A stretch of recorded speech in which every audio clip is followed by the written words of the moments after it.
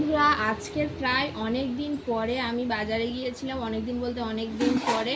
তো দেখো, এখানে প্রথমে একটা বালতি কিনে এনেছি। বালতি বলতে সাপের যে সার্ফ থেকে বালতিটা দেয়, তো বালতিটার আমার খুব পছন্দ হয়েছে। সাবানটা যায়, সার্ফটা যাই পারে হোক, সেজন্য আমি বালতিটা নিয়ে নিয়েছি।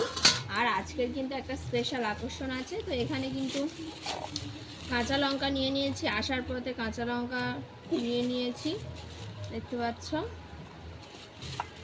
আর এখানে দিয়াঙ্গের জন্য 2 পিস ম্যাগি আছে, যেটা ওকে করে দেবো, খাবে। আর কি কি নিয়েছি দেখো, বছরের প্রথম ইলিশ। হ্যাঁ, সবাই বছরের শেষ ইলিশ খাবে, আর আমরা বছরের প্রথম ইলিশ খাবো। কেননা যা দাম এতদিন ধরে, সেই কারণে সত্যিই কিনতে পারিনি।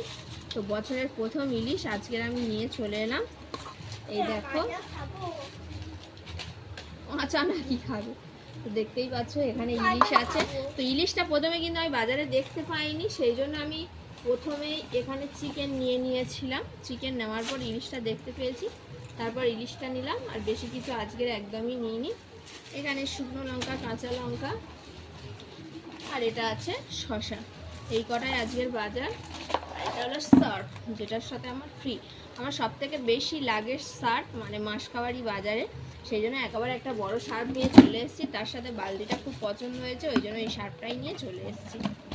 আর বছরের প্রথম ইলিশ খাবো বন্ধুরা, আজকে ইলিশ ফাঁপা করে, খুব মজা হবে। চলো ভিডিওটা শেষ করি।